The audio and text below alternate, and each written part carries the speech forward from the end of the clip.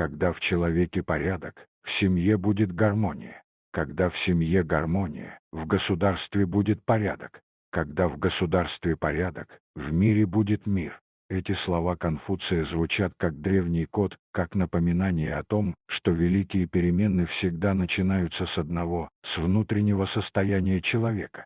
В мире, где каждый спешит, спорит, доказывает, где уважение стало редкостью, учение Конфуция звучит особенно современно.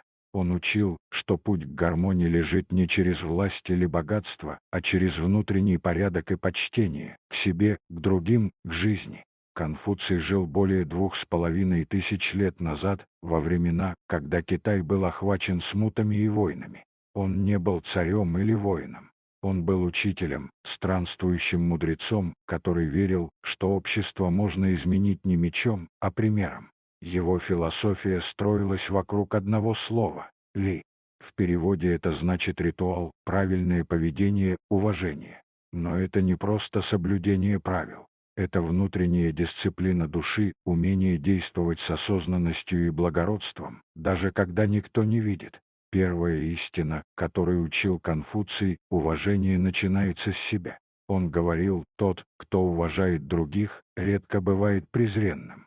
Это значит, когда ты относишься к себе с достоинством, ты не можешь унижать других. Когда ты осознаешь свою ценность, тебе не нужно доказывать ее миру. Уважение — не слабость, а сила. Это основа человеческого достоинства. Мы часто думаем, что уважение — это вежливые слова или формальности, но в основе его лежит внимание. Умение слушать, не перебивая. Умение благодарить не из вежливости, а из сердца. Умение видеть в человеке личность, а не средство. Когда мы начинаем с этого, вокруг нас возникает невидимый порядок, мягкий, но прочный, как ткань гармонии. Вторая идея Конфуция — внутренний порядок важнее внешнего.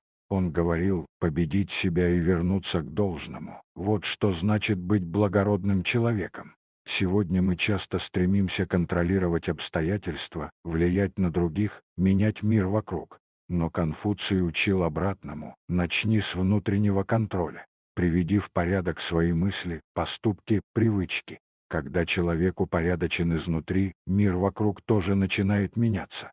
Сила личности в умении держать равновесие, когда вокруг хаос. Внешний шум не страшен тому, кто нашел покой внутри. Третья мысль — истинная гармония возможна только через отношения. Конфуций видел общество как живой организм, где все взаимосвязано. Он говорил, что если в семье есть уважение, будет мир в стране. Поэтому он учил начинать с малого: почитай родителей, будь справедлив с друзьями, честен с самим собой. Он верил, что каждая добрая мысль, каждое слово и поступок создают цепочку, которая в итоге влияет на весь мир.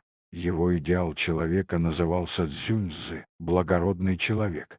Но благородство у Конфуция не про происхождение или статус. Это состояние духа.